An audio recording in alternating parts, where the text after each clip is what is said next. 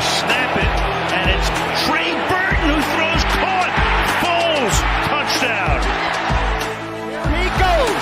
It's Hester inside the 30. Hester's going to take it all the way for a touchdown. Fields stumbling, trying to cut it back. Justin Fields making magic happen. There goes Fields. Touchdown. Hurts on first down, fires downfield. It's Deshaun Jackson back in the lineup. This the last 7 games, and he will take it 81 yards. A somersault into the end zone. His first touchdown of the season.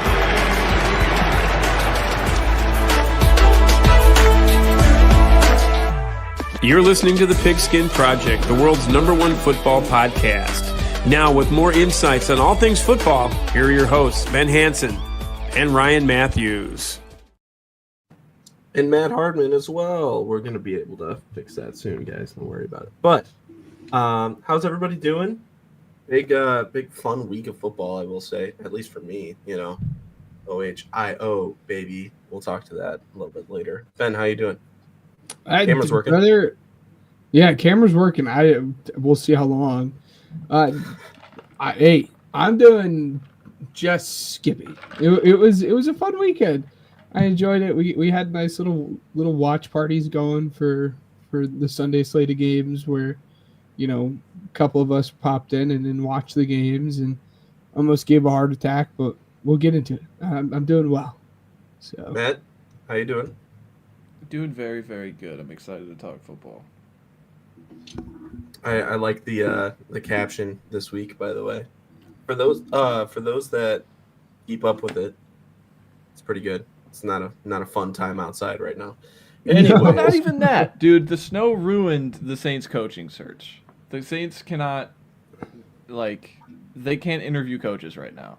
So that is why I hate snow fundamentally. Because it's snowing in Louisiana. They do not handle snow the same way I do in Indiana. They don't have salt, they don't have plows, they don't have shovels even. So it's just no one can get in or out of Louisiana right now. So the Saints coaching search is completely on timeout, and it sucks. That's awful. It's not fun. Especially, I can only imagine what it's like to not have a head coach right now. Anyways, let's Senior Bowl coming up. The NFL Divisional Round. Let's go ahead and get into it. We're going to go ahead and dive right into the Chiefs game. That's probably the most frustrating matchup of the week, I would say. Chiefs beat the Texans 23-14 despite trailing in every statistical, according to the broadcast, every stat that was being able to keep track of. I need to retake English class, apparently. Anyways, Ben, take it away. Tell me your thoughts before I spaz out again. Yeah, y'all get. At the end of the day, it was this Chiefs offense was in a very good bend but don't break mode, or defense. My bad. To the point where they kind of allowed yardage, but they didn't allow scores. They allowed 2 touchdowns, and that was it. So really, really good on their defense. And Spags, he continues to be one of the best defensive coordinators in the entire league, if not the best defensive coordinator in the whole league. But really, obviously, the thing that stood out to most people watching the game was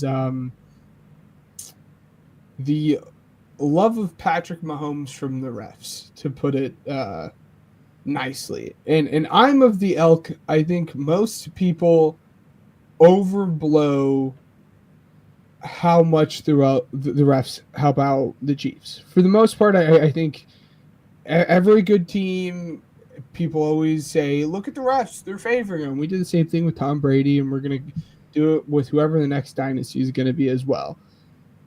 But this past game was awful. There's no arguing against that. The late slide and the roughing the passers were both awful calls. And I don't think Patrick Mahomes or not, any quarterback in the league at this point should not be rewarded for sliding late. If you're going to give yourself up, fine, go ahead, give yourself up. But you shouldn't be rewarded for running straight into a guy and then slide one step away from him. It's a little annoying, but again, Spags did a good job, and a couple of the calls were a little egregious, but the Chiefs did look like the better team out there, despite what people want you to think. So, I mean, I can agree with that as well. And the biggest thing that I know Matt and I were talking about it just a little bit. It's frustrating specifically when you think about the officiating in that game because of what, the Lions and Commanders game, which we'll get to here in a second, but what that game looked like for roughing the passer hits, or what wasn't a roughing the passer hit. And same exact thing for Ravens Bills, arguably. It's just not consistent enough. And that's all that fans are ever asking for is consistency with this. So it is frustrating. Matt, what are your takes on this game? Yeah, outside of the refs, I mean, Mahomes and Kelsey might be the greatest pass catcher quarterback duo I've ever seen in the playoffs. Like, how many times did we watch Kelsey this year and it felt like he was just jogging, waiting for this moment to make plays? And it happens in few spurts. It happens on a third down touchdown to extend a lead. It happens where like he's completely vacated in the middle of the field on a catch and run and he gets inside the 5, which creates a touchdown. It's just these two continue to create little moments in each game that just gives you a leg up over anybody else who's ever, done it. Like, Brady and Edelman had their thing, Brady and Gronk. I wasn't around for Montana Rice, but besides that, I mean, those two are, like, they just put on the cape in a way. But to Ryan's point about the Houston and Kansas City, the statistical categories, Houston had 18 first downs to Kansas City's 12. They had 336 offensive yards to Kansas City's 230 before Matt Araiza ran out of bounds for 18-yard loss on a safety. They had 5.2 yards per play for Houston, 4.2 for Kansas City. This was the biggest one to me. Houston was 10 for 17 on third downs. Kansas City, it wasn't even close to that. And they didn't turn the ball over, lost, 2 missed kicks, 8 sacks to find their season. This was interesting to me. Slowick, on his scripted drives in this game, the first one coming out of the first quarter, 10 plays, 68 yards, 5 minutes, field goal drive. The one coming out of half to almost tie the game, but they have an extra point missed, 15 plays, 82 yards, 10 minutes and 24 seconds, ends in a touchdown. They're still chasing points because they missed the extra point. And then to mention Ben, the value you have of a defensive coordinator who's not going to be looking for head coaching jobs and be this, schematically smart. Steve Spagnuolo on that turnover on downs drive he forced 3 quick pressures on Stroud. He got the ball out on second down. The third down, they're trying to run a screen. Justin Reed is through the A gap, completely clean, hits Stroud, and then the fourth down, the same thing. They're trying to set up something down the field, 10 yards, can't do it in time. The penalty calls were lame. Like, the roughing on one of the first drives creates 3 points for Kansas City because that was a third down. The late slide, I've called it Bush League. If you agree or disagree, if you're a Kansas City fan, I understand you don't like hearing those words, but the formula of him just dropping down and then 2 Houston players hitting each other and kind of, well, it hit the head and neck area, Troy. Like, we got to call it. I didn't like that. And then if there's anything more on this game, I could talk about, Houston. But, like, Houston, back-to-back seasons, they ended the divisional round. Where do they go from here?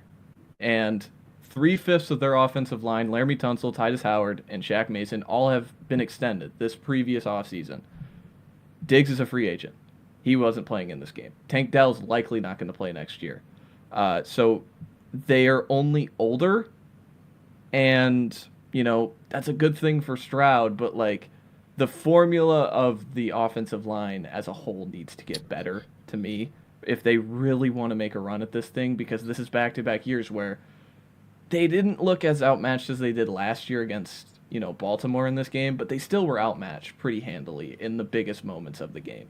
So that's the only thing. They only have $6 million in cap currently constructed, so they could do some, reworks. They brought in Danielle Hunter to probably do that, but that's all I got from this game.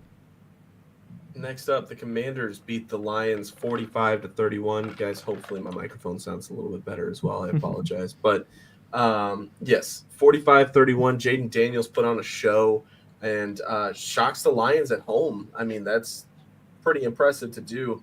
The kid went 22 for 31, 299, and 2 touchdowns on the night. And then, the Lions with 5 turnovers as well. Just absolutely insane. Jared Goff, 23 for 40, 313 yards, 1 touchdown, 3 interceptions for that. It had me wondering whether or not Jared Goff was going to be the guy that's going to be, the one to take the Lions to where they want to go. But also, and obviously, we'll talk about it here in a few, but there are also some other complications that, have you wondering about the Lions. But this one, obviously, there's a lot on the table here. Your coordinators were probably leaving for other jobs. There's a lot going on in the Detroit fan base as well. People, creating a conspiracy that their offensive coordinator's mind was somewhere else. And they had 500 yards and a 98th percentile success rate. Calm down, Detroit. Seriously. Yeah, thank you. So it's not, the greatest showing from Detroit whatsoever, but it's going to make for a fun matchup next week. I'm going to start with the Eagles fan that has to look forward to this next week. Ben, what do you think? Well, yeah, in Jayden Daniels did look good. I don't want to take away from that. Like in my notes, in all caps, I said Jayden Daniels is a dog. But the point above that I have is the Lions shot themselves in the foot. You're not going to win a game. Well, and they did, I guess, earlier in the season. But you're not going to win a game in the playoffs with 5 turnovers. It just won't happen. And again, the other thing that kind of stood out to me what was the injuries, and it was something we had talked about for X number of weeks at this point, that eventually the injuries on this defense will catch up to them, and we saw it this week. That, and again, in combination with 3 interceptions, a forced fumble, another interception by JMO, it was going to be really, really hard to win that game, and you were going to be fighting an uphill battle the entire game when you were going to do something like that. And when have we ever seen a skill position player not throw the football? Never. We've always seen them do it. It was dumb. He was like double. Yeah, it was rough to watch. As it like worked out, I was wondering what was going to happen there because there were 2 guys covering it, and you're like, oh, you hope he doesn't throw that football, and he still threw that football. To your point, though, I don't think I'm quite there yet on Jared Goff. I do think it was a bad game for him, but I think most of them were fixable mistakes, and he has gotten them so far. And for the most part, people viewed him as the safest quarterback of everyone that was left. And I think he had gotten greedy, especially on that interception, that first interception he threw when he had Sam Laporta wide open in the flats, but decided to, I forgot who it was. I think it might have been, I forgot who it was, but he decided to hit the post route over through it and right in the arms of the safety. It was just, he was not playing the way in which everyone had talked about him going into this game as being that safe guy, and he was trying to make the home run plays and take the home run shots to win this game. It didn't work out in his favor, and you can't do that. But I think he made fixable mistakes that maybe in the future we won't see him do that again. And again, who knows what the future looks like for them. They lost both their guys. We'll get into it in a little bit. And that is obviously going to have a huge impact coming from a fan who lost both their coordinators after they won the Super Bowl. But it just, again, you're not going to win a game when you have that many turnovers. Point blank period. And not consistently whatsoever. I mean, I know, like you said, that they've done it before, but still. Matt, what you got for us? Yeah, he did it one time earlier in the season. Yeah, in that game against Houston, he was able to get some of them back because Stroud gave them back. Jayden Daniels doesn't do that. Yeah. That is what has been so improbable with Jayden Daniels. He had throw after throw in this game, standing and deliver. He did it last week. The second quarter throw down where Kirby Joseph is kind of shading to McLaurin's side, and it's like a middle beating post. It's cover one, but Kirby is shading to bracket Terry Diamond Brown one-on-one and literally covering his eyes, and it's just in the bucket. Perfect throw. Some of the joyous Jayden Daniels moments. Jayden Daniels this postseason has been sacked one time for a loss of 0, in which Levante David pushed him out of bounds. He out-leveraged him for the first down in the first quarter of the Bucs game. He has not been sacked since. But it's not that teams don't blitz him. He has been blitzed 39 out of his 76 total dropbacks this postseason, and he's been under pressure 28 out of his 76 total. So just very remarkable, impressive stuff from Jayden Daniels, because you look at the flip side, Jared Goff, when he's under pressure in this game alone, 4 for 14, 65 yards, 2 interceptions, one of which was the pick six. The Lions had 4 turnovers, real turnovers to me. You can put 5, but Jared Goff threw the interception down 14 with 30 seconds to go. It doesn't count in my book. But the fumble when Amon-Ra literally trips on his route on 3rd and 1 in the red zone, that takes away points. He throws a pick six, so he's literally giving the other team points. Throws the interception in field goal range to Mikey Sanderstill because he undercuts the post route. That's more points just left on the table. And then the JMO interception, like down by 10 minutes, Ben said it the best. When those guys get the ball, they want to throw the football. And I can tell you, Ben Johnson was telling him, if it's not wide but booty open, just run it. You're the fastest dude on the field. Just run the ball. And he threw it anyway. But, the trick plays were fun. Like, before that, that's why I'm not ragging on Ben Johnson for the trick plays, because he had the end around, the little handoff to Gibbs while Teddy Bridgewater is in the game. He created an explosive with Teddy Bridgewater on the field, guys. And 61-yard touchdown. The Randall L.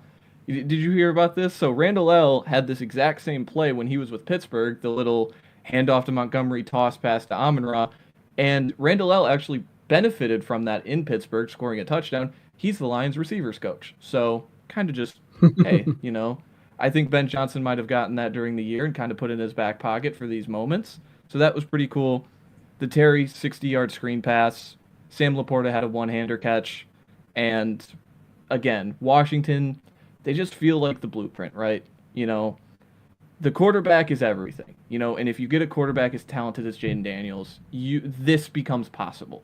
But what they did in the offseason, just getting, whether it be, I can't remember, Andrew Wiley from the Chiefs, getting Dorrance Armstrong, Frankie Louvu, Bobby Wagner, all these just sustainable pieces. Instead of having negatives at a position, we turn it into average, or maybe a little above average, and together we have a unit.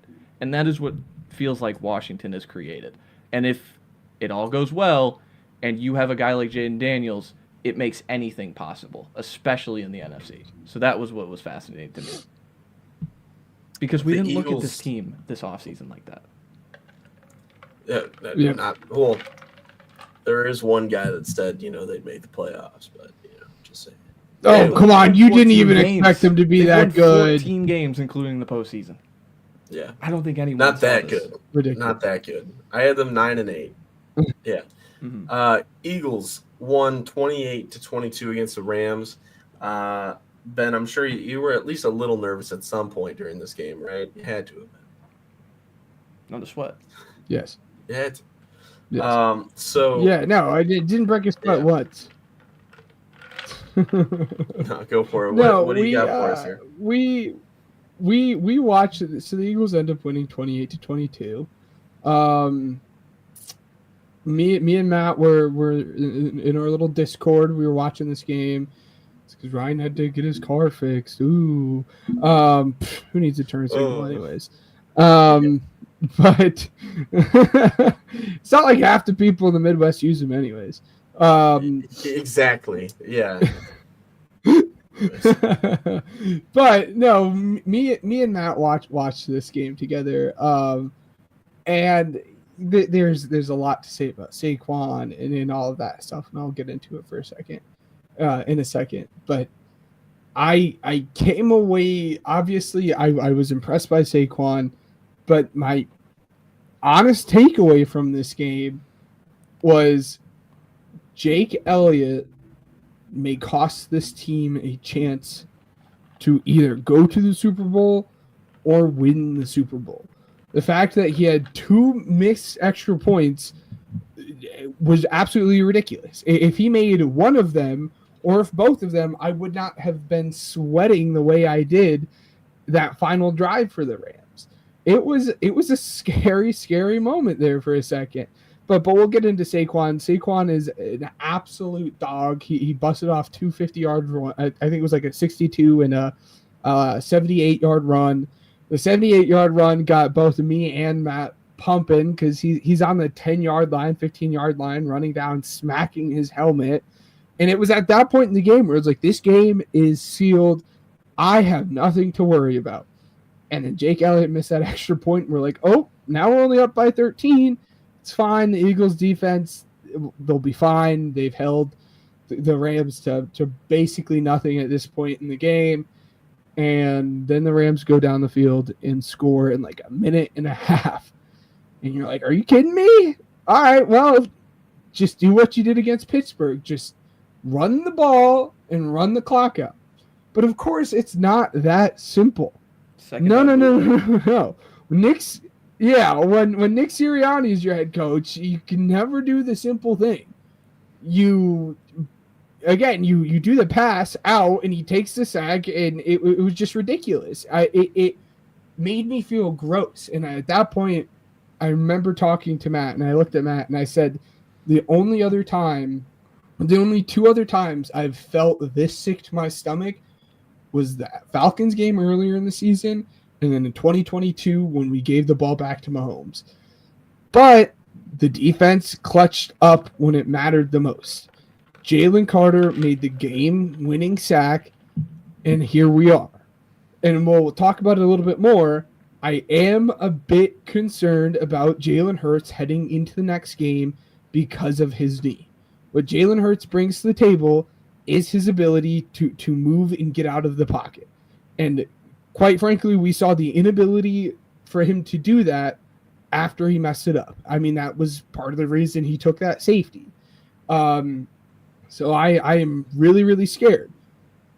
Really quickly, I'm going to go off on a tangent. I am sick and tired of the individuals in sports media, and someone on this podcast specifically, that is under the impression that Jalen Hurts is a garbage quarterback and you can't win games when Jalen Hurts plays like this. So let's throw these stats out. There's 3 quarterback stats I want to throw out here. Quarterback 1 had 72% completion rating, 172 yards, 86.7% QBR, and 2 rushing touchdowns. QB2 had 64% completion rating, 177 yards, 93% QB rating, or 98% QB rating, and 1 touchdown. And QB3 had 75% completion rating, 128 yards, 93.3 QBR, and 1 rushing touchdown. That's Patrick Mahomes, Josh Allen, and Jalen Hurts. So could we, for the love of God, stop? No one is saying anything the same way that they're talking about Jalen Hurts as they are about Josh Allen and Patrick Mahomes. In the last 4 or 5 playoff games that Jalen Hurts has had, he has over 1,000 yards, 10 touchdowns to 0 interceptions, and 102 QBR. Can we not talk about, like, is he getting carried? Yes, but this is what you brought Saquon in for, right? So it frustrates me when people are trashing on Jalen Hurts and then turning around and not saying anything about these 2 guys in the same vein. frustrates me to no end. Jalen Hurts, did he look good? I don't think he looked awful. Let's be frank, and the stats would have looked better if A.J. Brown knew how to catch a freaking football and wasn't reading a book on the sideline. So I'm not too worried about Jalen Hurts, especially when you stack him up against the other quarterbacks and their performances that they had this weekend. But let me make a proposal here. Yeah, okay. I'm sure we want to talk about other stuff really quickly. Hold on. Really quickly, the last few points is we really got to see a clinic of young pass rushers in this game. How well Jared Verse looked in this game, how well Jalen Carter looked in this game, how well Nolan Smith looked in this game. This game was dominated by the young pass rushers on the defensive side, and it was so much fun to see. But I'll let you do your proposal, and then I'll let Matt talk about his thoughts and then also his experience watching the game with me. But this has been a conversation that me and you have had over the past year now, probably at least. But... So I'm just gonna say this: I am willing and offering to bury the hatchet on this conversation and hopefully never bring it up the amount that we have been recently. Next week during the Pro Bowl week, before we do what we originally planned to do for next week's show, which we will get to later on. We'll announce that later on. But there will be a conversation. If this is okay for you, we can obviously talk about this a little bit later. We can schedule it out and do everything professionally as we always do. However, we clearly do not have time to talk about it this week because you and I had a conversation about it for a while. I want to say last week. So, just keep it in mind, store it, stash it, bottle it up for a week. That's all. I would love to, but it wasn't just you. If it was just you, it wouldn't have bugged me. No. Because I'm used to, I'm just saying, there is a lot of smoke going around about this particular conversation, and it's just funny to me because we've talked about it first, and I know it's more of a recent thing for a lot of people online as well as on TV. So we'll definitely talk about it next week. So stay tuned for that. But let's get back to original stuff. Matt, what did you think about this game? Yeah, Philly continues to survive playoff games. I said this last week. It is a skill. It is not a burden. It is a skill to continue to win these close games. Ask Patrick Mahomes, who won 15 games this season. Winning these close battles, defense, offense, however you win it, it is a skill, especially in this time of year. Saquon Barkley, feeding on Ben's point, has 8 rushing touchdowns of over 50 yards this year. He had 4 in 2 games against the Rams this season. So clearly there was just a void to, exploit. This is a young football team, and if you're not in the right gap, Saquon Barkley can make you pay for it. To feed on the Jalen Hurts stuff, the statistics of, Mahomes and Josh Allen, those guys took 4 sacks for 2 yards lost. Jalen Hurts finished with 128 passing yards with 6 sacks and 63 yards, including a safety. So that adds up to 65 total net passing yards. In the snow, I understand, but Matthew Stafford had over 300 net passing yards. They're playing on the same field. So it's kind of this, give or take. A.J. Brown only has 24 total yards in 2 postseason games. It just as a whole, this passing game has meat left on the bone for me. Yes. And it needs to be better. It flat out, especially against Washington, who is going to score. They are going to move the football. They are going to ball control. They are going to put you in places of doubt and just overall, are we going to get the ball back? These little moments that define playoff games. Washington in 2 games has done those things phenomenally.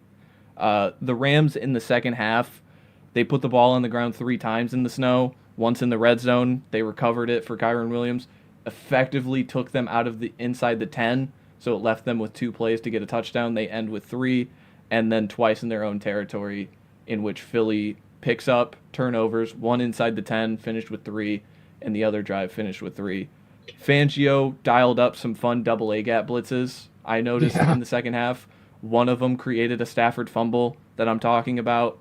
Just again, being this timely and smart schematically on the defensive end, because Vic Fangio does not blitz. It is a notorious, we play quarters and we tackle. This game, he dialed it up when he needed to against Stafford and made some huge plays.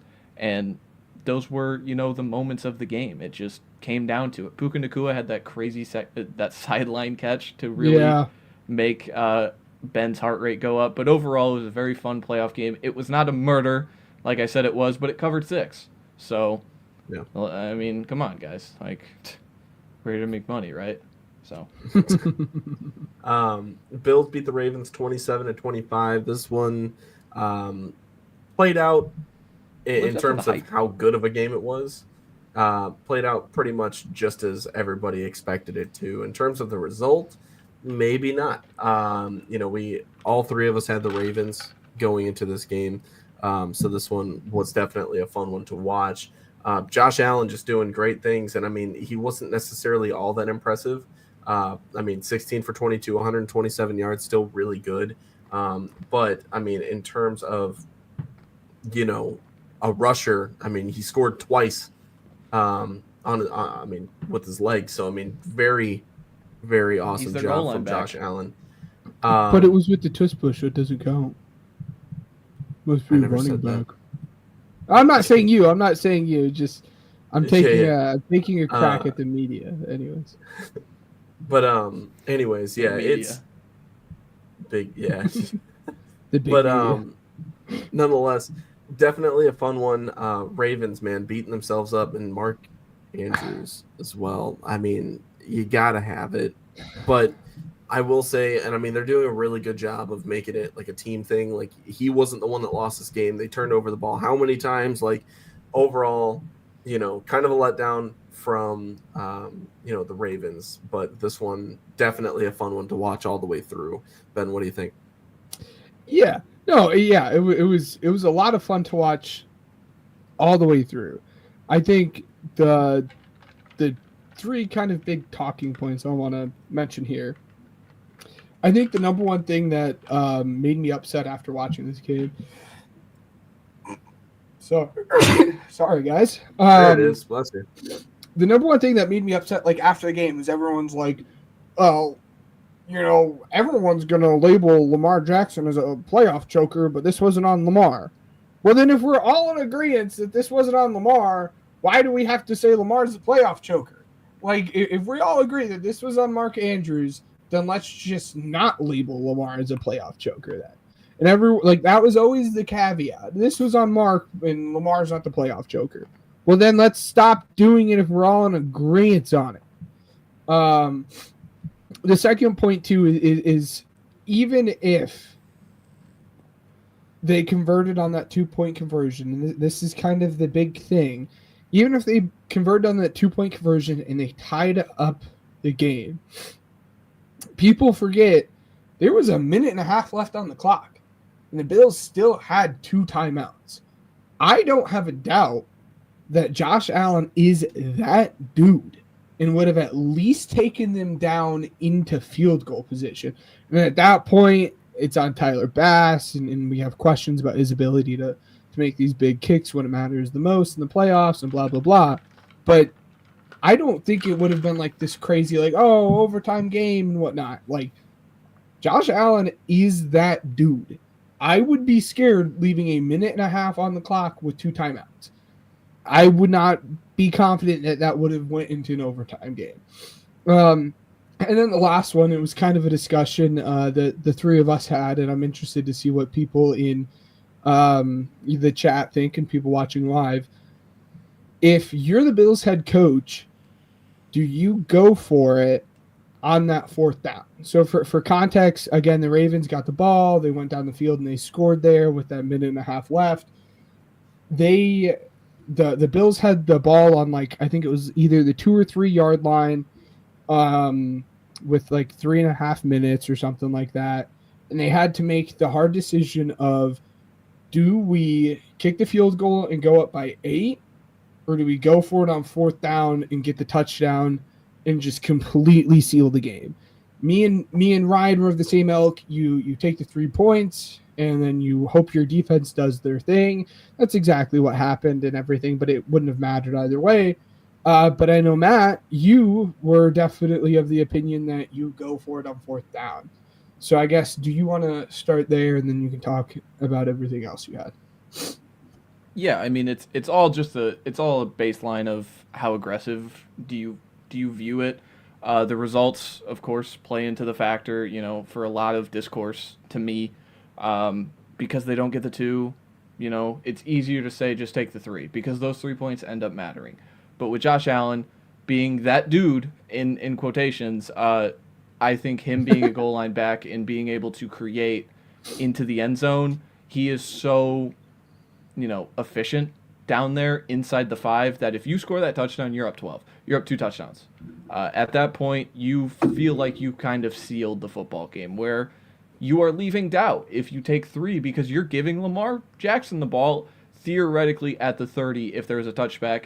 They get a nice caveat. They put him at the 12 because of a holding call. It doesn't matter. Lamar goes down and scores in 2 minutes anyway. Like it didn't without Rashad Bateman and Zay Flowers. So it was it's all kind of, what's your opinion? It was a toss-up due to analytics. I'm not, just going based on analytics. It's my personal opinion. You could go win the football game. Let's go win it, barring downside.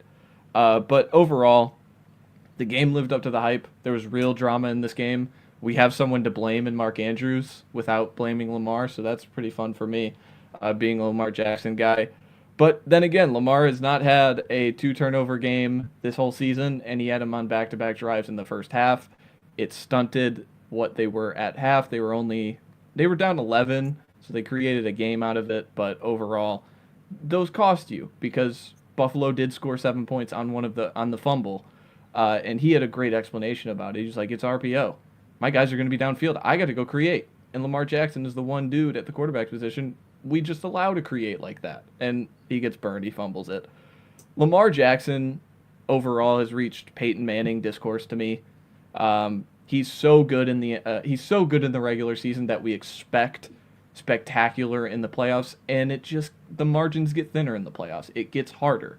And so when his play drops even for a fraction, he's not as good. So just overall, that was a big thing. Josh Allen, he had one singular completed pass over 10 yards over 10 air yards in this game, and it was the cover 2 hole shot to Shakir on his first drive. That was fascinating to me.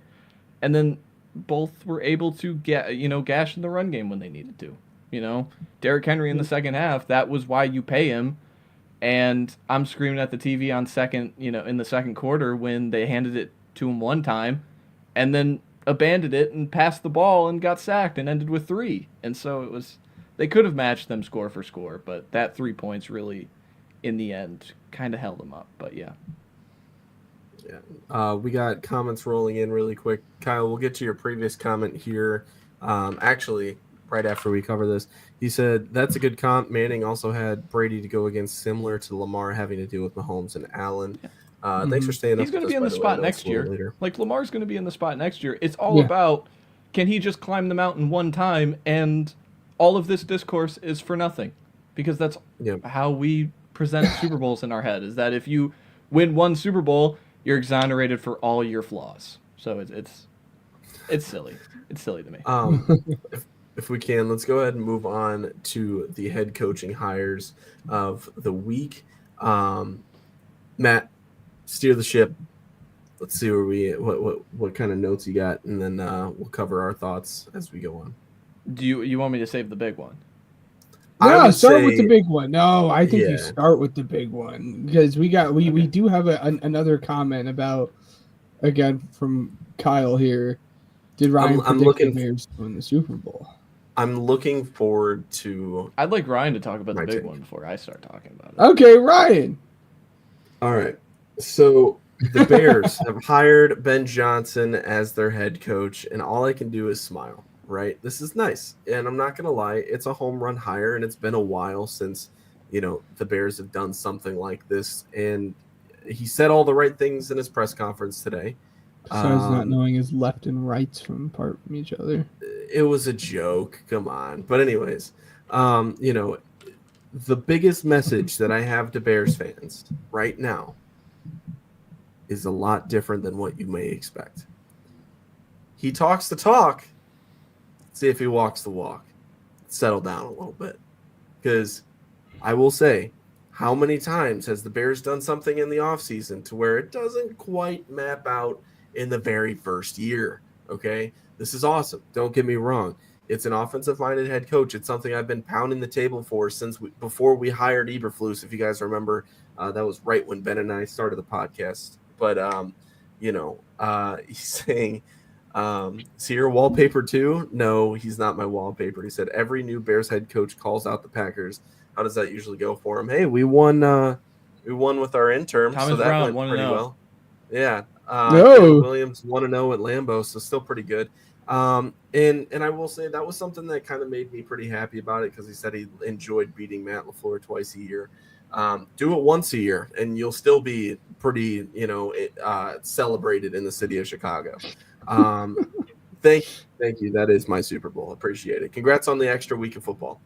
So anyways, I will say, nonetheless, there were a couple things that made me pretty excited in that press conference. Like I said, the Packers comment was cool. The other thing would be, he wanted to be here. This is something that he definitely wanted to do. And there's several reports coming out saying that, hey, he wanted this job since last year, but it didn't necessarily open up. So that's when he decided to go ahead and push it aside. Turns out Ryan Poles really wanted him last year, but the McCaskies didn't want to fire Eberflus just yet. Yada, yada, yada. Whatever. Just throw that news out. Why are we putting that out just now? Let's celebrate the fact that we have the guy now because there was a competition. Jaguars, you're the dumbest franchise in the history of the league. But, I will say, or at least, Khan, you're not a good owner. But I will say, nonetheless, I'm pretty happy about it right now. I'm as happy as I predicted myself to be. It's not a Bears hire. That's pretty cool because a Bears hire would be some offensive coordinator Matt from Campbell. like the Chargers or something. Yeah, something stupid.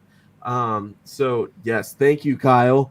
Finally, he's saying Khan family too focused on the sinking ship of AEW. Yes, AEW sucks. By the way, Kyle and I gonna go and see the best wrestling company in the world next week. Gonna be awesome. He said he was hoping for McCarthy personally. That would have made for a funny story. We talked about it last week. But no big deal. I mean, I like it. Don't get me wrong. I'm reading this right now. I got to get to this too. One of my biggest, I guess the biggest thing that I was really excited about in that interview, or not interview, the press conference, was that he said this is not going to be a rollover of the previous playbook. It's something he's going to establish here using the pieces that he thinks that he has. He said that this feels like a sleeping giant. He says that there's a lot of potential with this roster, which I can agree with. However, Chicago fans can also overrate pretty mediocre players. So, taking that with a grain of salt. But I will say the biggest thing in this is that he wants to build this offense around Caleb, specific to what he does best. And so because of that, it's like, wow, we haven't had an offensive play caller come out and say that he wants to do that in a long time. It's like, hey, this is my scheme. This is the thing that you're going to be a puzzle piece in. And if you don't do it, then we're going to suck. So let's see. Will you be in the main event vlog? Hey, hopefully. I don't know. But nonetheless, I'm pretty happy about it. It looks like the players are pretty excited as well. And our rumored defensive coordinator, which is still yet to be determined, but the rumor is that we're getting Aaron Glenn, which, Matt, can you tell Bears fans about how he is as defensive play caller? Maybe not as much of a head coach, but, Dennis Allen. Dennis Allen. I'm sorry. What did I say? I'm sorry. Aaron Glenn. Yeah. You said Aaron Glenn. Wow, that'd be insane. No, we'll get to Aaron Glenn, but no, yeah. Dennis Allen. I apologize. Yeah. Yeah, Dennis Allen is not a leader of men. He's a good schematic defensive coordinator. The same way I talked about Spags, the same way I talked about Fangio, having a guy who is schematically sound and smart on his side of the football with no real, inclination to leave for head coaching interviews it's a phenomenal piece to have in building a sound staff around you. Now, the last point that I'm going to make about this before I hand the microphone over to either one of you guys, the coolest part about that, if it were to be the next defensive coordinator for the Bears, is it's the same defensive scheme that Eberflus was running. So when it comes to personnel, you don't necessarily have to switch anything up too crazy. You know what I mean? What do you mean by that? So in terms of formations and everything, like it's pretty much the same exact thing. Like, in terms of how that works. Yeah, to an extent. I mean, I'm just saying there's no dramatic we're all running changes. Nickel now. We're all running 4-down line, and Dennis Allen is going to bring more man coverage into your life. I'm just going to say that. Which is cool. I'm cool with that. I'm just saying, for Bears fans, what to expect this offseason. You don't have to expect a dramatic makeover of this defense because it is relatively the same thing under Dennis Allen. So, yeah. But anyways, either one of you can go next. Yeah. There's only been 3, so. I'll jump in here, and then I'll let, again, Captain take over the ship here. No, I was very excited to see this was the hire. And again, to Matt's point, I expected just the most outlandish guy. Again, like a Matt Campbell from Iowa State or something. It was 100% where I expected the Bears to go.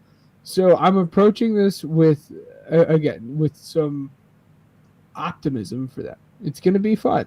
Now, we've approached the optimistic mindset of them with every head coach they've hired. So we kind of need to see something out of Ben Johnson here. But like I said, I had always said it going into last year or going into, I guess, this year. Year 2 was always going to be the fun rebuild year where we start seeing the dividends get paid for the Bears. And this is the perfect point. I think it's going to be really, really fun. He came out and said the main reason he took this job is because he wanted to work with Caleb. So now let's go and see what you're going to do with Caleb, because Caleb is not the same quarterback that he has there in Detroit with Jared Goff. And I think Matt mentioned it I think he mentioned it on a podcast. He might have mentioned it off air, but like if it was up to him, I'm wondering if it would have been like Drake May, because that's the kind of quarterback he's used to. And obviously it's not Drake May. Obviously it's Caleb Williams. So I'm really interested to see within the next few years how the offensive scheme changes with a guy that has a little bit more creation ability, I guess, than Jared Goff has. So one thing that I want to mention as well, when it comes to shaping the roster, is that he wants to go after somebody. He wants to go after speed in this. He wants to go after Hendon Hooker, starting quarterback. Hendon Hooker is going to be the next quarterback. Yeah, everything he said about Caleb's a lie. No, but he said that he wants to go after speed, which is pretty much, unfortunately, for those of you that wanted him back, it's pretty much burying the idea of bringing back Keenan Allen for another year. So, kind of something to look forward to, kind of not. Hopefully, just stay away from the Velus Jones. Gosh, you guys could. I was gonna say you could really use a guy like Velus Jones. Matt. Yeah, I mean, it's a phenomenal hire. It really is. This is the most talented head coach candidate paired with quarterback in Bears history. It is. But with any head coach candidate who has never done the job before, I'm going to have my doubts. Because, frankly, it all stems back to one analogy I heard when I was younger. It's about building a house. And every roster who is turning over, they are firing their coach one reason or another, mostly because of lack of results, lack of production, failure. The Bears have good bones, as a house says. And it's all about, those bones flourishing. Jalen Johnson, Caleb Williams, Darnell Wright, whoever you want to name, those guys need to maximize and get the most out of them from their head coach. And I don't doubt that Ben Johnson didn't have, here and there pick up a tool or board up a piece of drywood in a house sense, but to, in creating the Lions offense to what it is today. But the thing about the Lions offense is it was so easy because everything there is better than what the Bears have currently. except the quarterback, in terms of talent. And I love that he mentioned speed, because that was my biggest point of emphasis going from Detroit to Chicago. The lack of speed, the lack of explosiveness. And that is why there was so much tunnel screens, DJ Moore action, because we can't beat you over the top because we're not fast enough. So overall, you need to create the foundation, create the culture of excitement, and wins will follow behind it. Do we remember Dan Campbell, everybody? 2 or 3 years ago, in his first 24 career games, won 4 football games. Since then, he has been 35-9 and won 2 division titles, including making the NFC Championship. It's all about the foundation and building that culture for the long haul. That is my biggest thing with Ben Johnson, being able to not do it in the same Dan Campbell way, because they're 2 very different personalities, but building it in his way that wins will come. Maximizing the quarterback is the number one thing. That is why he picked the Chicago Bears. He didn't, the Raiders was a fun idea piece to throw out there. You get to work with Tom Brady, job security, whatever you want to throw out. But there was no avenue for the Raiders to find a quarterback as talented as Caleb Williams, like the Bears do. And that is what ultimately sold him. The Bears completed interviews with 16 separate coaches. Not one was an in-person interview with Ben Johnson, and that was the guy they hired as a head coach. I thought that was just fun to throw out there, because it is interesting. I've never heard that before, and I think they knew they had him when they interviewed Eddie George to settle the Rudy rule, by the way. I thought that was pretty funny, that Schefter's dropping that news, an hour after the Lions are eliminated. But overall, that was pretty good. But yeah, I am optimistic for it, because I think Ben Johnson can do a great job. But then again, first-year head coach, you never know what to expect. And it's just patience. Patience, patience, patience. That is what you have to preach in these scenarios. Yeah. If you hit the ground running like Washington did, awesome. But sometimes it doesn't come like that.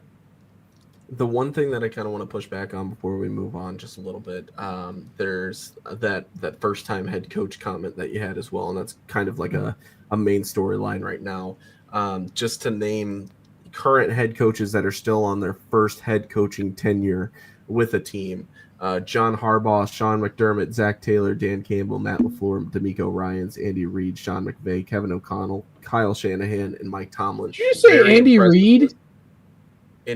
Not Andy Reid. I apologize. I don't know why I put that on the list. But all of those guys, with the exception of Andy Reid, are our first-time head coaches. And so, with that, I didn't feel like putting him on the list. Screw Philly. But just wanted to say, okay, Nick Sirianni's a first-time head coach. Add him to the list. So just saying, my point being is, I know that there's a lot of first-time head coaches that don't work out.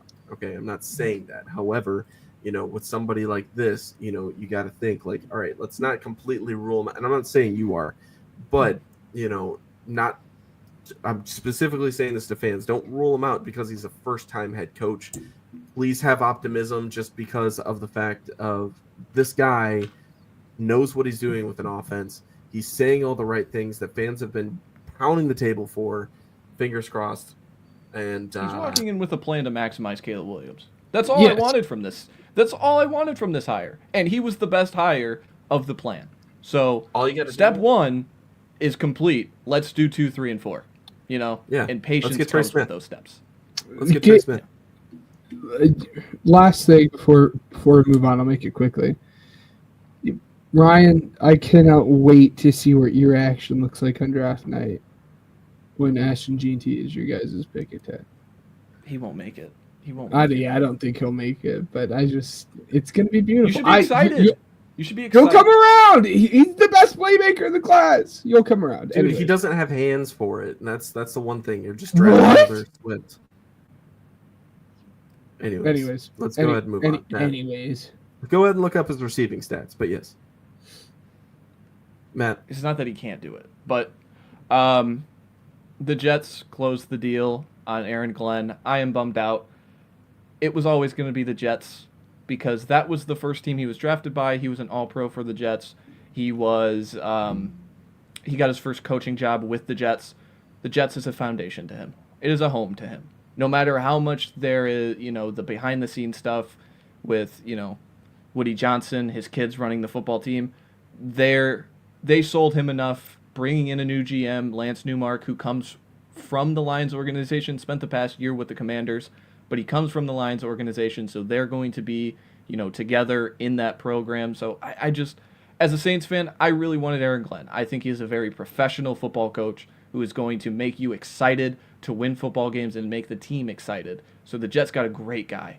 And it only hurts for me saying that he did walk out of that building, but he couldn't fly into New Orleans because the snow was coming down so hard. So it's one of those things where it's like you're looking back 5 years from now, if Aaron Glenn is a rock star, you're going, man, that snowstorm back in 25 really costed us a coach. But then again, I think Aaron Glenn is a phenomenal coach, and he will do great things with the Jets. The Bengals, this was hilarious. Rap Sheet reported this. As the ball dropped in the national championship, the Bengals are going to close in on Al Golden, the Notre Dame defensive coordinator. He spent a few years back as the linebackers coach with the Bengals, so familiarity.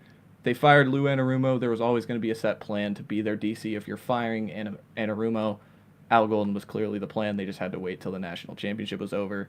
Tennessee hired Mike Borgonzi from the Chiefs organization, and special teams coordinator from Dallas, John Fassel. So I thought that was intriguing, bringing more experience to Brian Callahan's staff on the football side and bringing in a more analytically driven scout from the Chiefs. So that was fascinating to me. Might give them the leg up on a guy like Trey Smith. Who knows? But overall, Tennessee bringing in a guy who's going to work together with his coach. That was with the little behind-the-scenes stuff with Tennessee that I'm intrigued about, because they have been an old-school kind of run organization, and they've more turned into a collective business. And that results, does it result in wins? I don't know yet, but I think the process of it all is very fascinating to me. And then DC hires Lou Anarumo, the former Bengals DC, goes to the Colts. Jeff Ulbrich, the former Jets defensive coordinator and interim head coach, goes to the Falcons. The Patriots, for the third time, hired Josh McDaniels as their offensive coordinator. I think that's going to be phenomenal for Drake May, because he's coming in with a plan and a system that proven works. It just does. Can't do the head coach stuff. And then Jacksonville gets turned away by Liam Cohen, and hours later they fire their general manager, Trent Baalke.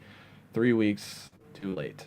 Ironic. But that's all I got. If anyone wants to mention Jacksonville, I understand it. We already took our shots on Jacksonville, but Jacksonville. Hey, you're gonna get David Shaw, and you're gonna like it, man. All right. Me? David Shaw? Matt? The guy who hasn't interviewed for the Saints?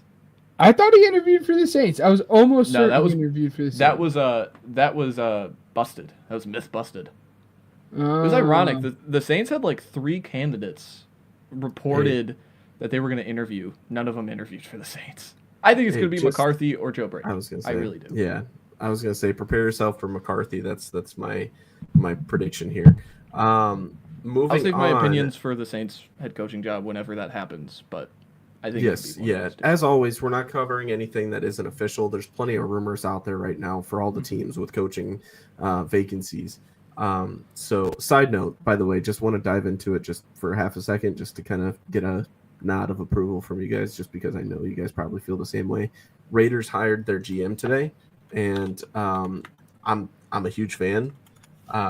They hired. He's another one of those analytically driven guys from the Buccaneers. I think Brady knows him. I think it made a ton of sense.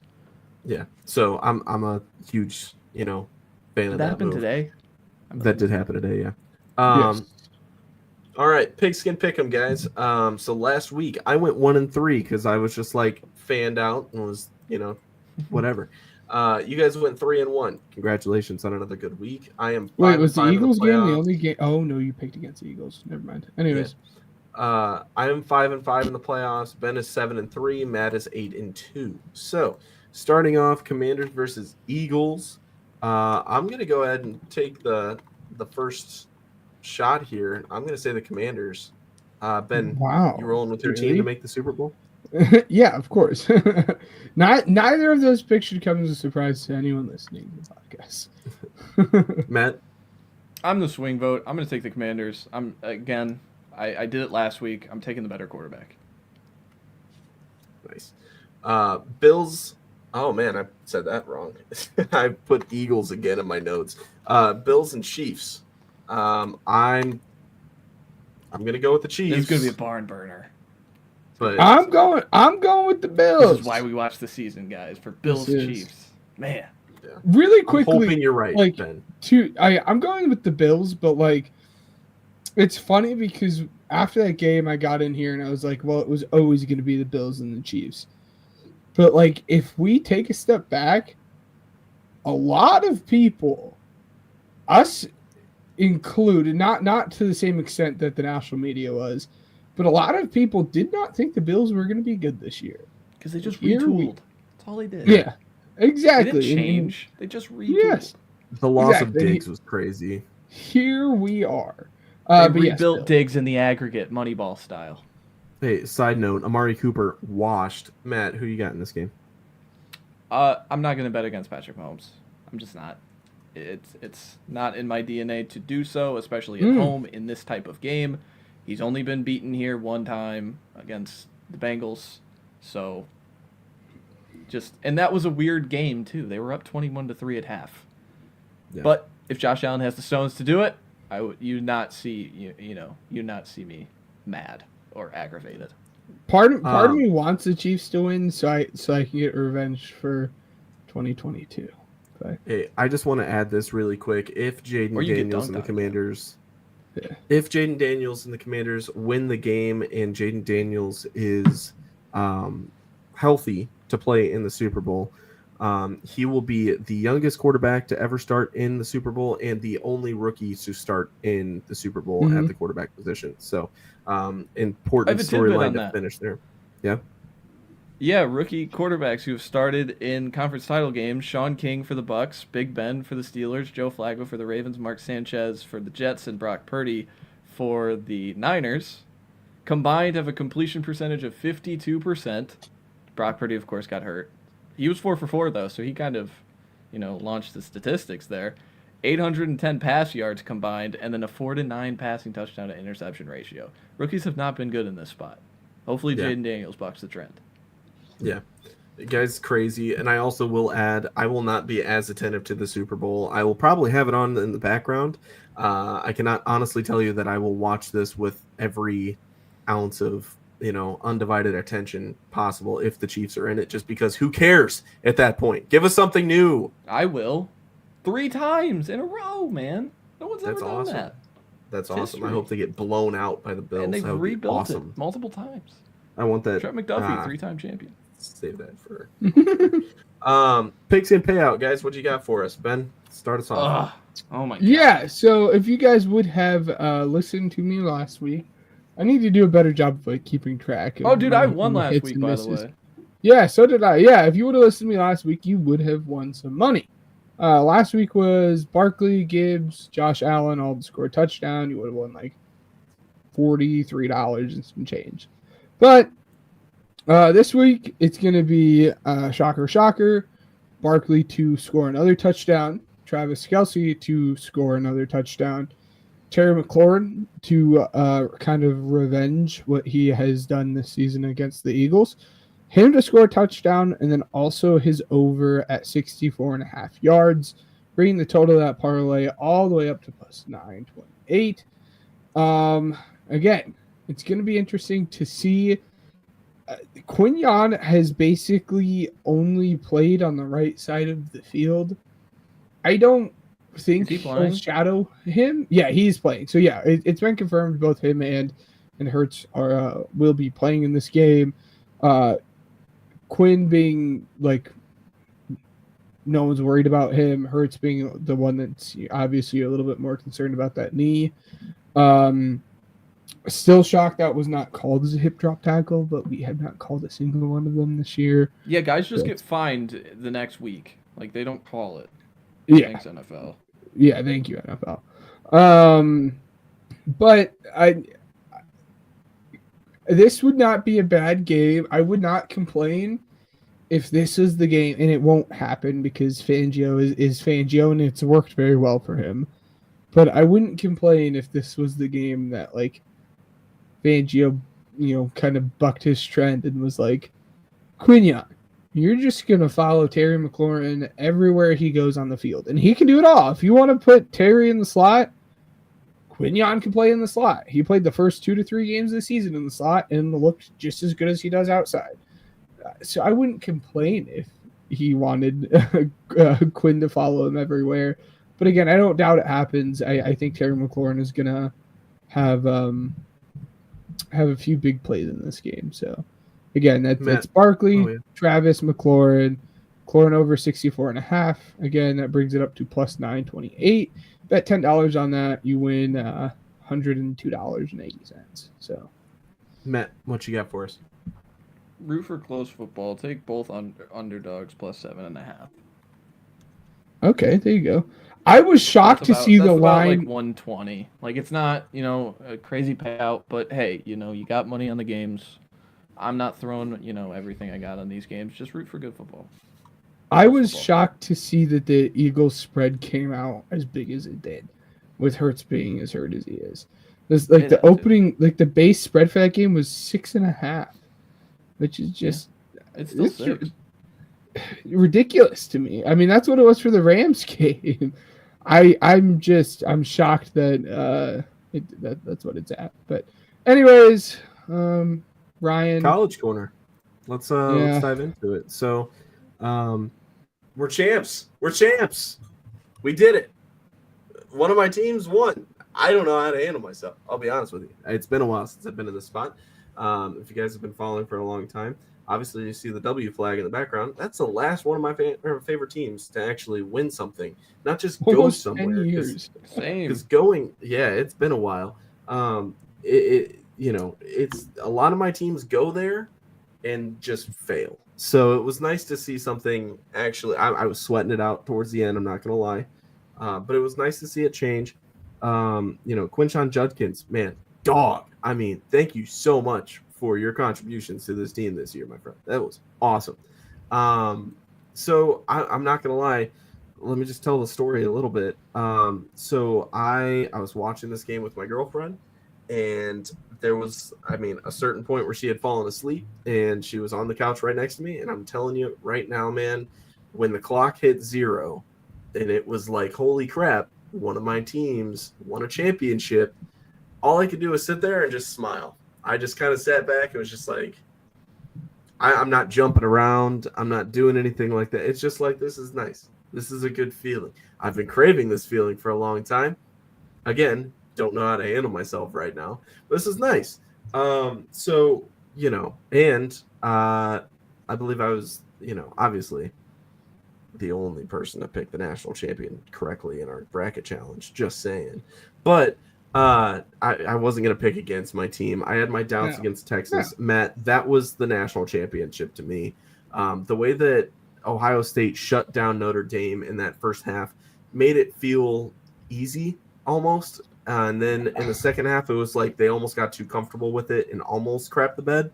So, but nonetheless, I want to say I felt more accomplished after the Texas game than I did at the Notre Dame game, just because I feel like expectations were a lot higher for both teams in Ohio State versus Texas, whereas when we got to the national championship, it was like, oh, Ohio State should take this one pretty easily. Yeah, Notre Dame in the first half, it was like, yeah. So it was awesome too, just because, I know I've talked about it with you guys, but Drake Bowen was everywhere on this game. I felt like it was like maybe once every 3 plays you're hearing his name on defense. It was pretty impressive, and he should take over next year as well. So I know Notre Dame is losing a couple guys to the transfer portal, so that's going to be interesting as well. And obviously people are graduating, so that team's going to look a little different. I know Ohio State's making a little bit of changes as well. Obviously Will Howard leaving as well, and we've got some guys in the wings waiting. Luka, Owen Foyer, they're all leaving. Josh Simmons. Yeah. Anyways, so the biggest question for me is, so the only Ohio State jersey that I have right now is a Justin Fields jersey when they lost in the national championship. What jersey do I get now? And yes, I am calling him Smitty. Jeremiah Smith. Do I get him? Can't buy Ibuka. one. You honestly can't buy one. No? I was thinking about this because, like, if you walk around with, like, a 2025, like, just memorabilia, whatever, like, you know, T-shirt, whatever. Oh, that's the year they lost to Michigan, right? Like, it's kind of like that. You know, and that rivalry is We like won a that. national championship. We That won a rivalry national is like that. championship. But I understand, but that rivalry is like that. We won a national championship. We didn't have to cheat to get there. It doesn't matter to me. Like, whatever. We can beat Michigan in the regular season any other year. You know what I mean? But Clearly winning not. a national championship is a lot. I mean, I don't know about that. I mean, anyway. This was the one year to get it. It's so much harder to win a national championship than it has been in past years because of the 12-team playoff. You have to play an extra playoff game to get there in some cases. And I mean, in all cases. I'm just in that too. So, like, I understand. Listen, yes, the trash talk was going to come. The rivalry's there. I appreciate the rivalry, actually. And, yeah, congrats, Michigan. You beat us. But at the same exact time, we won a national championship. Like, I was thinking about that when we won. I was sitting there like, but we lost to Michigan. And I'm like, but forget about it, dude. You won a national championship. Just be happy about that. That's a hard thing to do. Like, and I get the rivalry, and I know that's always going to be. Who cares? You're a champion. I mean, a lot of OSU fans do care. I mean, you're a national champion. Don't let that live in your head. People aren't going to be buying the merch as much as they would have if it was 14. Michigan. Really quickly to answer your question, and I'll kind of get into a few points here. To answer your question, I feel like it has to be Jeremiah Smith or Emeka Buka. Emeka Buka is just he has the dog in him, and he's now the all-time leading receiver in OSU history. Which the only thing stopping me there is that I don't have a defensive player yet. And Sawyer played a huge part in them getting to the national championship anyway. I mean, I'm sorry. Sawyer never beat Michigan. You can't get that jersey. Kidding. Okay. Yeah. And anyways, no, I think it's gonna be fun, and I to the point I was trying to make, I think this was the year for that to happen. I kind of felt like that was going to happen. You guys had the best roster in all of college football to do it, which is awesome that it paid its dividends and it happened. Next year might be a little rough. You guys do have a good quarterback coming in insane and whatnot, but like I said, you guys are losing some really important pieces. Yeah. So this was the year to get it done. I'm very, very happy that you got that done. Matt, that means next year has to be your year, with it being Michigan last year and OSU this year. That means it has to be Texas with Arch next year. We're rooting for you. We got to go three-peat, right? Yeah. Yeah, right? Yeah, I'm not holding my breath. I'm not like... But we're back. We're back. As for our audio listeners, he just sits back and cries. Anyways, this was again a very dominant game from OSU, but Notre Dame's game plan had my head scratching a little bit. They saw what worked for them on that first drive, and they stuck to it even time after time after time after time. It did not work for them. It felt like 50% of their playbook was up the gut with Riley Leonard. Like, I don't know how many carries he ended the day with, but it felt like every other time they were on, like, calling the play, that's what they were doing. It was up the gut with Riley Leonard. And it made absolutely no sense to me because it clearly wasn't working outside of that first drive. And then as the game went on, going into late third quarter, into fourth quarter, we saw them get success passing the ball down the field. And I found myself asking, where was this the entire game? And then when they had the chance to get the ball back, and again, it wouldn't have mattered because they were down by 2 scores and whatnot, it was like 2nd and 13, and they ran a screen pass. How does that make any sense? You had a minute and a half left in the game. You had no timeouts. It's 2nd and 12, and your thought process was, let me run a screen pass. It left me baffled, some of the play calling choices that Notre Dame had there. But again, go for I was going to say, I would like to rack these coaches' brains that suddenly think that in a long, down and distance, situation, let's go all create a screenplay. Like it happens in the NFL. The Eagles. Anyways. But that's the thing is that how many times does it fail compared to how many times does it work? Exactly. Like, somebody needs to look at that statistic and be like, maybe we should stop calling this. It's These not are explosive plays that, like, we're doing it with DeAndre Swift in an all line that sucks. Let's do it. Like, what in the right mind? And I'm just saying the Bears just because of the example. But, like, for the Eagles, it kind of makes sense because they've got the blockers for it. They've got an all-pro running back that can make the explosive plays and at least pick up a few yards in it. So in a 2nd and long, that would make sense. But the thing is like, if you can't find avenues of getting downfield, in what situation is it screen pass? Let's throw a screen pass. It happens so much. And a tight end screen, too, happens more recently than I've seen as well. And those guys are not fast. So that also kind of it just triggers me. I don't know. I hate that. I hate it. That was the head scratching thing to me, too. It wasn't that they didn't have the avenues to make that explosive plays. They found Greyhouse down the stretch of the game, and it was working. Greyhouse was consistently making the big play in the 4th quarter. And then they went away from him. Again, it didn't make much sense to me. But even with that little bit of a comeback and a little bit of a sweat they made you feel, OSU very clearly was the better team on that field. And the game was, I know they ended up winning by like 12 points or something like that. But the game felt like it was even more dominant than even the 12 points. OSU was, again, the most dominant team on the field without a doubt for the entire stretch of the game. But Matt, I want to say one thing really quick before Matt does. A lot of the things that I'm seeing from Ohio State fans is like, this is the worst thing that could have happened because now we have to keep Ryan Day. So what's the point of hiring a new coach, right? Just in general, Shut up. In the grand scheme of things in football. God, that's so dumb. My thing, are you saying that to Ohio State fans? Yes, because he won the national championship. That's and he what I'm recruits saying. At the highest level. Like, Thank you. he finally did it. It's not only that. My point is, so the goal to hire a new head coach in the scenario that you hire a head coach, right, is, we hire this guy so that he could take us all the way, right? That's the main goal out of everything is to go and take you all. Wait a minute. Didn't we just have a guy that took us all the way and you want him to be fired? Like, we obviously have a guy that's capable of taking us to the playoffs a lot of the time, and he just finished it.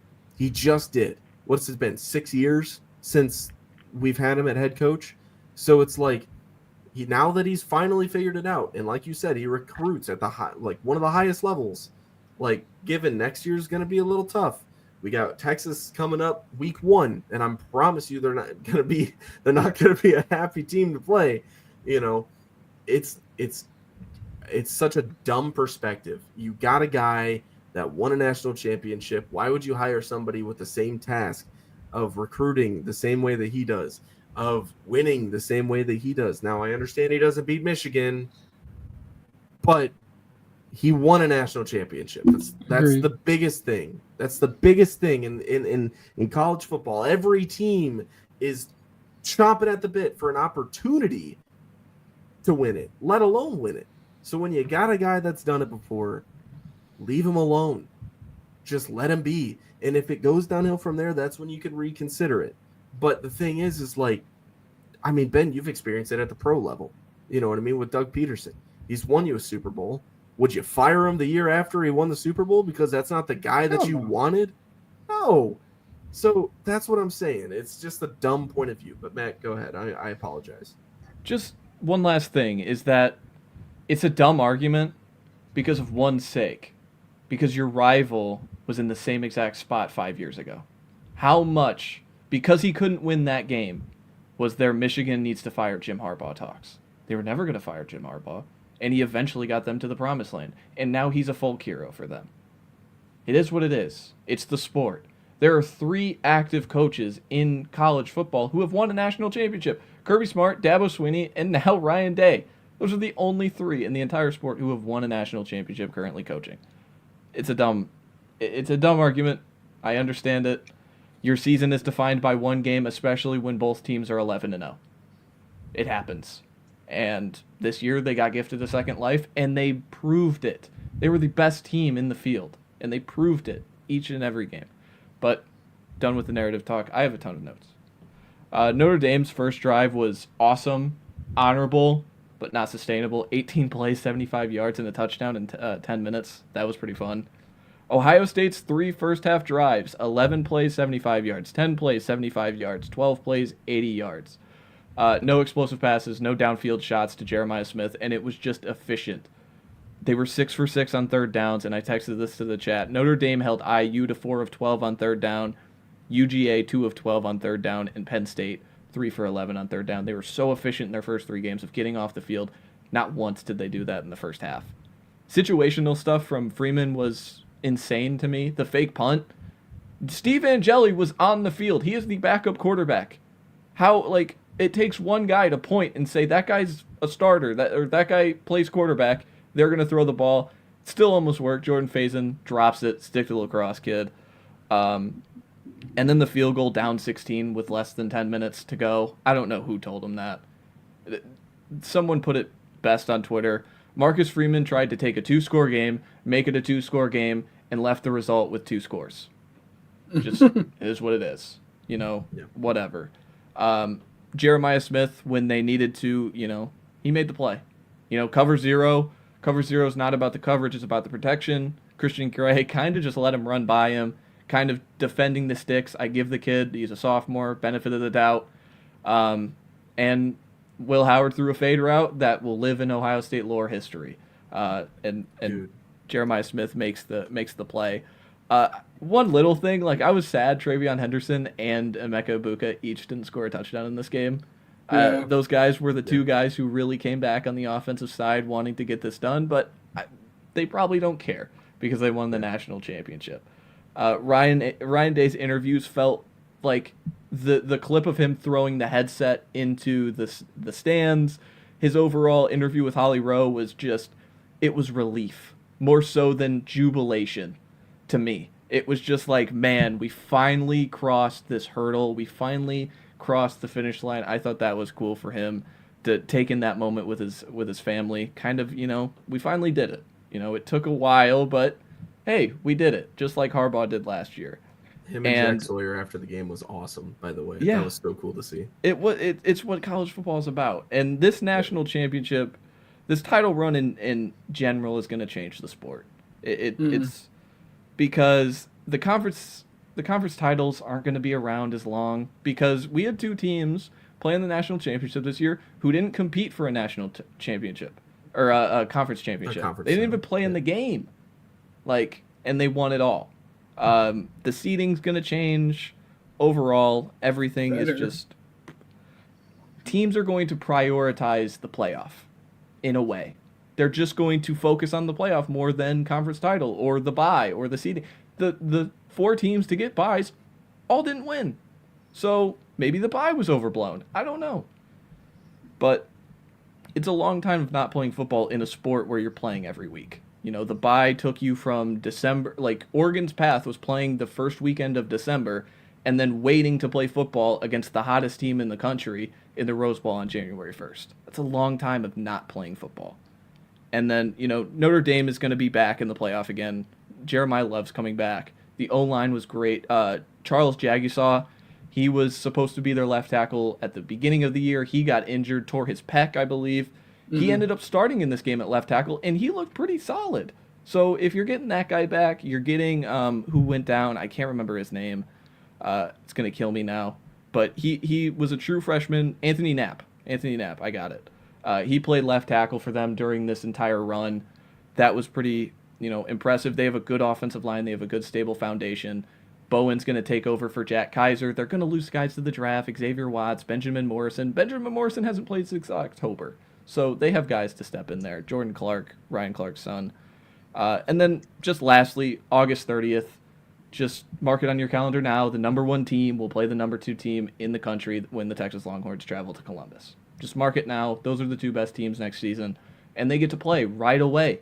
That's pretty awesome. So great cap off to college football this year.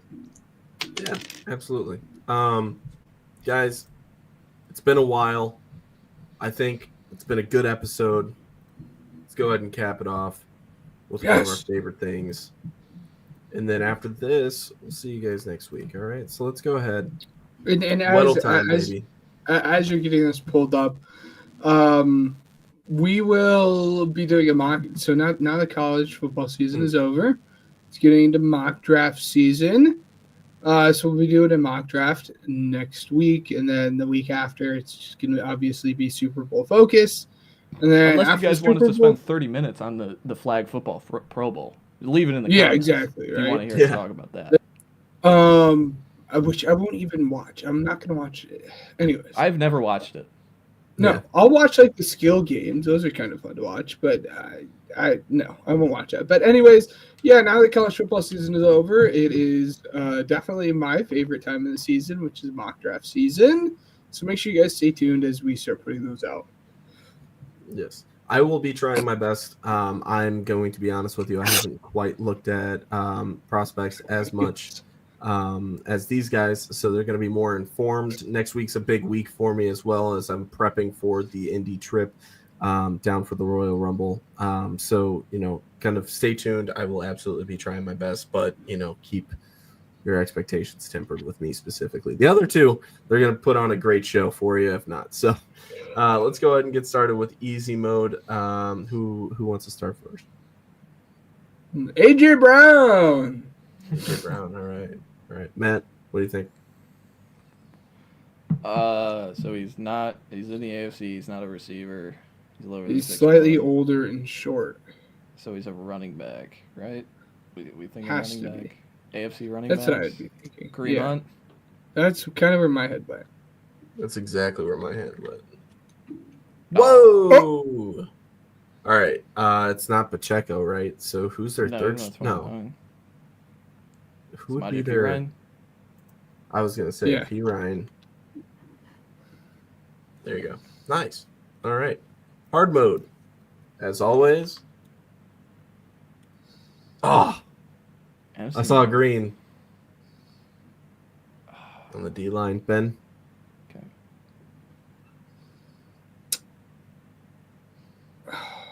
99 doesn't help at all. No, it Not doesn't. at all. The issue is like my head went Aleen McNeil, but the age doesn't work there.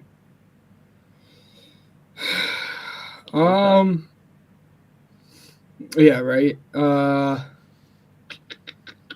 Rashawn Gary. I think he might be too big though. Green Bay. All right, Matt. Packers. I mean, I'm kind of flipping a coin, right? Like Devontae Wyatt.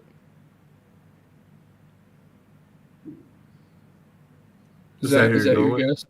Yeah, it could be Devontae Wyatt. It could be Carl Brooks. I'm just flipping a coin here. Devontae Wyatt.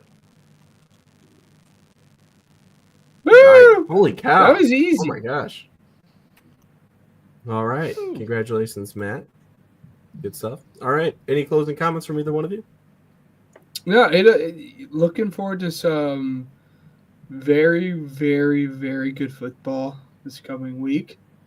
Maybe we'll have to do a little watch party again. I would like to do a live watch party, hint, if we can. So that might be in the works either this year or next year, potentially, if we can get it to work properly. So if that's something you guys would like to see, leave in the comments. If not, we'll just keep it to ourselves or react to it We on get down every to Wednesday. 2 like weeks. we It's got to be normally the Super Bowl then. Yeah, right. Yeah. But again, some very, very good football ahead of us. Sad to see the college season is wrapped up. It was a very, very fun Never college season. Yeah, right. Never stops. But sad to see that end. And We got a that's portal exactly window in where I was 3 headed fucking to. months. Congrats to you, Ryan. I'm glad that you were able to experience that almost euphoric feeling that you get So yeah, thank you guys for watching.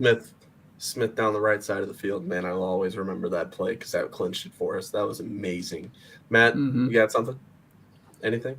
Catching you off guard? No. I'm excited to watch Jayden Daniels. All right.